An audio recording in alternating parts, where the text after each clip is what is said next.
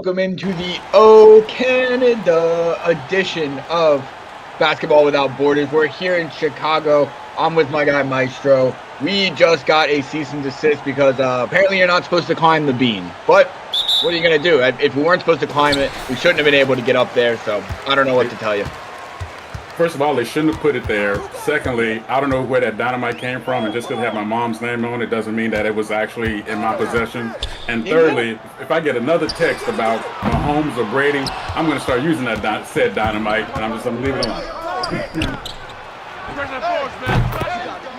And we've got a nice lineup of talent tonight for Team Gray. 66, Justin McGavin. Number 3, Wade Rose. 7, Tajay Pierce. 1, Clint Adams. And 12, Theophilus Monty.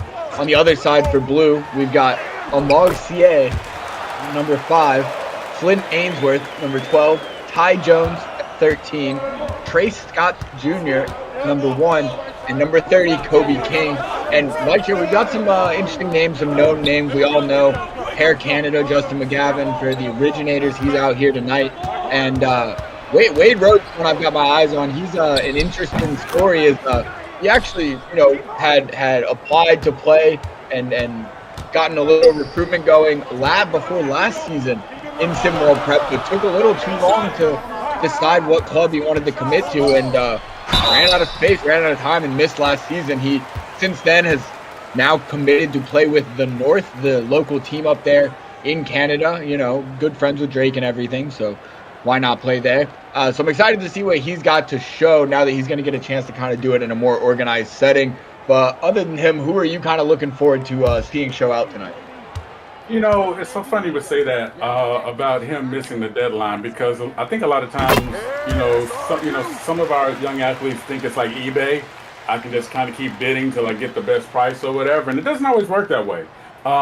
Who I'm looking forward to is Theophilus Monty, just because A, I love the name, and B, I really want to see someone who I think has the physical attributes to not only be one of those impactful players, like, my favorite type of player, the kind of guy who's sort of like the mid-big and kind of able to do what they're able to do. So I'm looking forward to looking at what he's going to do. You know what? Trace Scott Jr.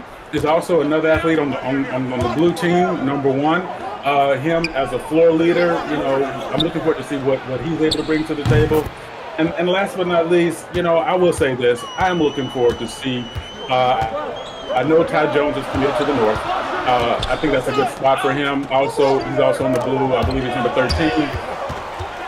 He's also another athlete that I'm really looking forward to seeing, because, and I'm going to say this, I really think the North can give us something now that they couldn't give us before, and that was stability throughout the season. And I really want to see how these kids are able to grow in that process. Absolutely. The North this is almost like a little camp just for the North to kind of pick out some talent. Obviously, you got Justin McGavin, who already plays for the Originators. That was the whole thing last year when the North missed out on getting him. But right there, Wade Rose, 2 buckets in a row for him for the team. Wade Rose looking good so far. Seen him knock down a shot or 2. Not going to get one there. With Rose, it's never been about the ability, right? I mean, let's go back and even look at who he was looked at before everything kind of went sideways for him. It was never about the ability. It was always about the other things that could hamper the ability. And I think that level of maturity and want to grow, I think that's what more people are looking for than anything else. That's great. I can get a young man who can play ball. I can coach that talent. I can coach that whatever. But we know at the prep level, it's about what? Teaching those other skill sets that are applicable across the table, not just on the floor, but off the floor and in their life, to help guide them, well, hopefully to let their talents help guide them to maybe a generational changing future, right? And so in terms of the physical ability, yeah, that's cool. But because we know it's there, I'm looking for the other stuff. How does he lead his teammates? How does he help his team be in position? That was a great move to the bucket there by Trace Scott Jr., who I mentioned earlier. Those other things, how does that play out? And we can see that with the leadership on the floor. Absolutely looking for those intangibles for sure. I want to make a quick note to everybody out there. When we listed the rosters, it looks like we had a little mix-up in our production setup. The sheet they gave us, everyone who I said on gray is on blue. That's Justin McGavin, Wade Rose, Jay Pierce, Clint Adams, and Theophilus Monty. And everyone who I had previously listed on blue is actually, it's the gray team. I don't know if there was a jersey mix-up or something like that, but 15-9, the gray team, who we thought was the blue team, but is the gray team, is in the lead. Seen a lot. We'll be back for the second quarter.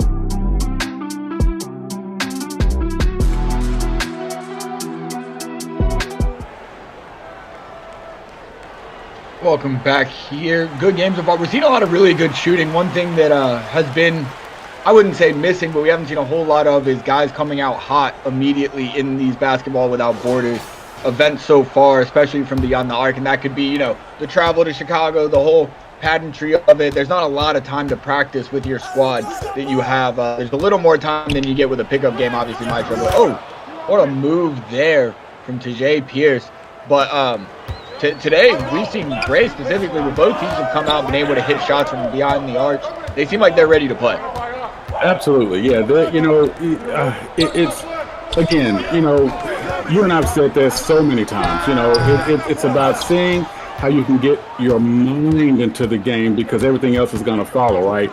You know, everybody thinks basketball is just a physical sport, or any sport is just about the physicality of it. We know that's not true. We know it's about your mindset and how you can keep your mind framed, because we all know a mental mistake at the wrong time can cost you not only a game but a championship. Absolutely. It's those things that you really start looking for, because, I mean, let's be real, Maestro. Anyone who's even being considered to play in the best prep league in the world, or really at any level, high level of basketball or any sport, but we'll use basketball here, most of the kids at this age physically have some good traits athletically. Some of them might be a little taller. Talk about physical. Wow, Clint Adams, that was breathtaking. Beautiful athleticism. And, you know, I love the aggressiveness to want to put your guy on a poster. But that's the thing, when we're talking 16, 17-year-old kids, most of them have some pretty good athleticism to them, or they wouldn't even be considered for these types of levels. So those things are super important, and that's, like you said, not the skills, as we see a great jumper knocked down there from Kobe King, but it's the little things of their mindset, because they're only 16, 17. Are they mature enough already to be one of those guys who can lead a team? So that's all about the learning, right? That's all about how do you put yourself in a position so you can learn not just the game, Siege, but yourself too. Come on, let's talk about it now. You know, things are going on right now. You're going through growth spurts. You're going through all these other things that are happening. You know, you're trying to decide if it's going to be Mahomes or Brady.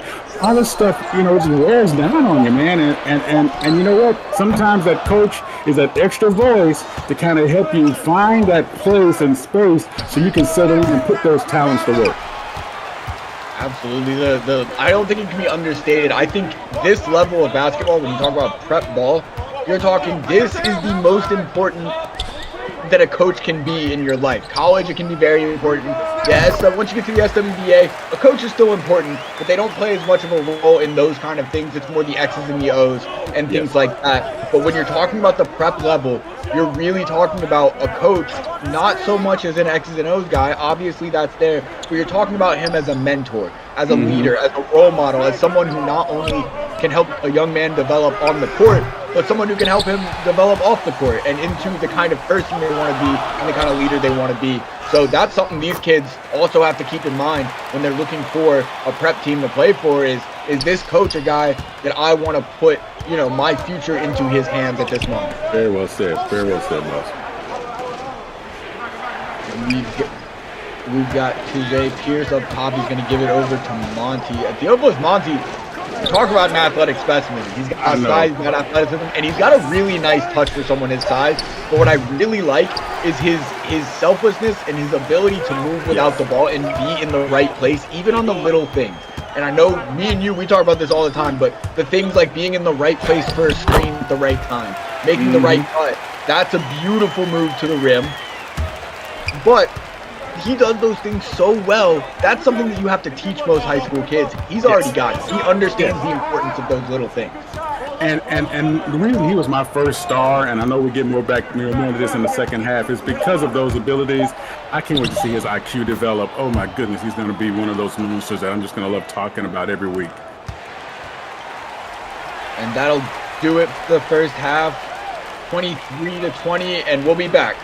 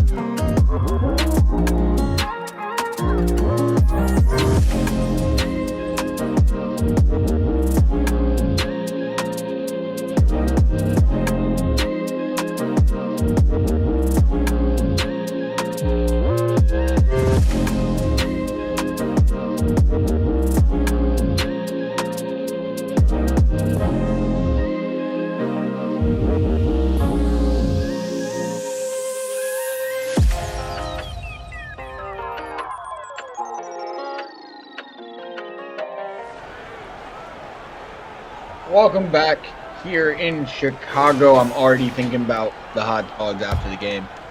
Maestro, what did you see in the first half? What you think is in this bag right here, man? I'm sorry. I know you're the guy who can always get what I need. I figured if I wanted a hot dog, bag you. Give me a bad rep here. I'll tell you, it was interesting seeing this first half, and that was a great shot from deep, really good form by TJ Pierce. The idea, and it was something I'm going to give you flowers early in the second half here, the idea of what we're trying to see with this, the development of these players. One of the things I would really like to, and that's how you don't shoot the ball from deep.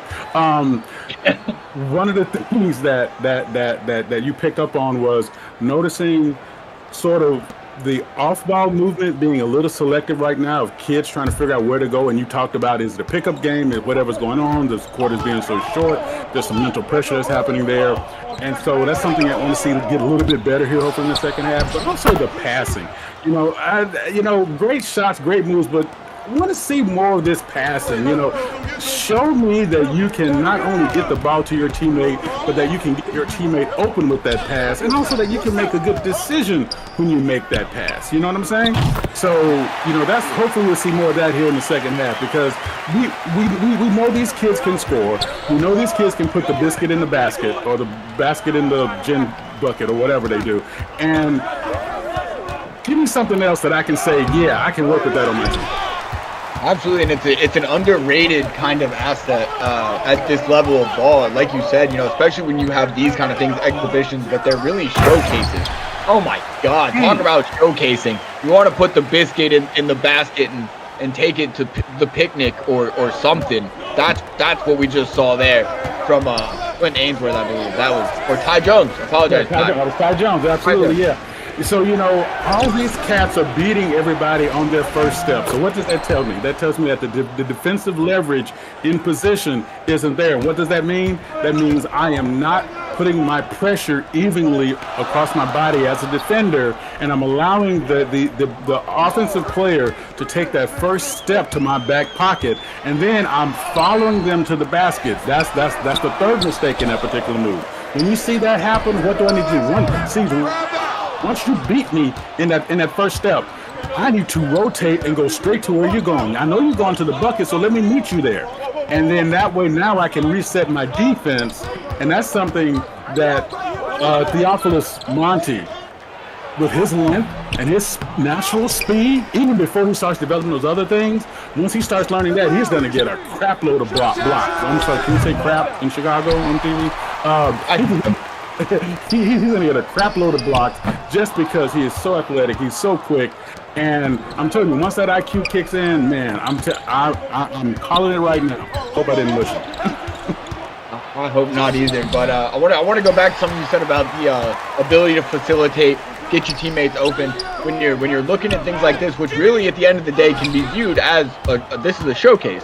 Players getting to showcase their talent. The first thing you think is, let me go out there and score. But those are things that not as many people are showcasing on a larger scale. That if you can show that you can do that and score, you're going to assure yourself not just a spot on a roster, but very likely you might find yourself in a starting role in your first year in a high-level league if you can showcase those kind of things. So the importance of that for any of our prep level players watching right now, being able to do those things is going to get you on the court. Your scoring could keep you on the court. Please mark Caesar's words with that and look at that play. Once TJ Pierce realizes that his teammate is making that cut, if he would have thrown that pass 2 steps sooner, which is basically about a little over half a second, 2 steps sooner, his man would have been able to keep moving, receive the ball in a better spot, and not have to reset their feet to be able to make the bucket. That's the difference between prep and SWU. That it is. Gray up 32-25 over Blue, but actually I'm getting word from producers that we've got SWBA. They're not as in line as SimWorld TV. They're still working on their kinks, so they've got their scoreboard flipped. The gray score is actually for our blue team here, led by Justin McGavin, Wade Rose, TJ Pierce, Clint Adams, and Theophilus Monty, and they are the ones with the lead.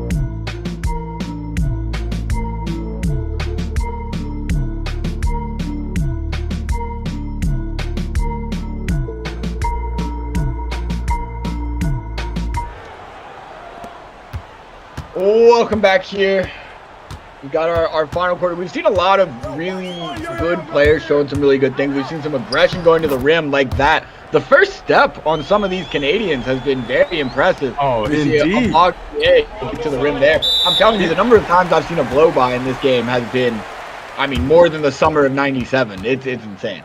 Well, we remember that's still that thing. You know, the other person that was allegedly with us is still in Supermax, so we got to be careful with that. But yeah, I still maintain their innocence. I thought Chris Breezy was there in '03, not '97. Oh, you know what? You're right. That must have been his twin sister. Yes. Yeah, you know, but you know, they all look alike. So the idea about that first step, you know what? You're so right. And again, I put that on the defender. Yeah. If you beat me, this spot I have to concede this spot. Now let me go meet you on the other end. Let me go meet you where you're going, because now I don't have to reset. I'm not going to catch you. That doesn't happen. It's too short of a distance. Okay? I'm not going to catch you once you beat me and I trail you. I might as well just help you and pick you up and hold you to the rim. Make that pivot 180 the other way and go be a straight line to the bucket, man. Absolutely, and I'll go back to something you've said on a previous broadcast we've been on together. Sometimes you just got to be all up in your guys' britches. You got to get in there. You got to be in there all game. Get all up in there. Get all up in there. Look, your drawers should smell the same. Yes. You should have matching scents by the end of the game. I'm with 100%. But sometimes you maybe don't have the kind of athletic advantage that the guy you're defending does, and that's where what Maestro is talking about right now, being able to pivot and meet him where he's going comes into play. Because some of the best defenders we've ever seen on the SWBA level or any level weren't necessarily the most athletic or the quickest guys out there. You think about Tony Allen. Freak athlete, but Tony Allen was not the most athletic guy on the floor in almost any game he played. But what he was able to do was anticipate, get to the spot, be everywhere that you're going to be before you get there. So it's frustrating to the guys. So if you're not even if you are, but if you're not the kind of athlete who just has a leg up on everyone with your quickness, you can still be a premier defender. You got to work on things like that, though. That's a great call. I don't ever remember anybody complimenting Michael Jordan on his speed, but I tell you what, his defense was monstrous because he was not afraid to get up in your business. And I'm gonna tell you something else too, and I mean this from the heart of hearts. I'm gonna make it about me for one quick second. No, like if I'm guarding Siege, and I know Siege is a better athlete than I am gonna pull him into a phone booth. I say this all the time. I'm gonna make the court smaller because that gives me a chance. It negates his greater ability, his superior athleticism. It sort of brings it down a little bit, so now he and I can fight in a phone booth and I get a little bit better of a chance. There's nothing wrong with playing ugly, straight defense. There's nothing wrong with it. As a matter of fact, trust me when I tell you guys, it is appreciated across the table.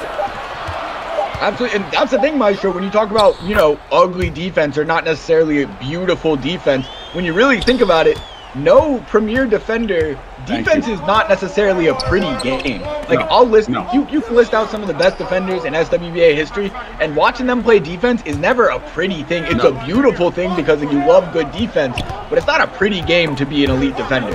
It is a gritty game. You think of Tony Allen, you think of Draymond Green, you think of Dennis Rodman. Scottie Pippen kind of played defense beautifully. I'll say that. Him and Gary Payton, they something was pretty about the way they played defense. Long arms. They're long arms. It's the length, exactly.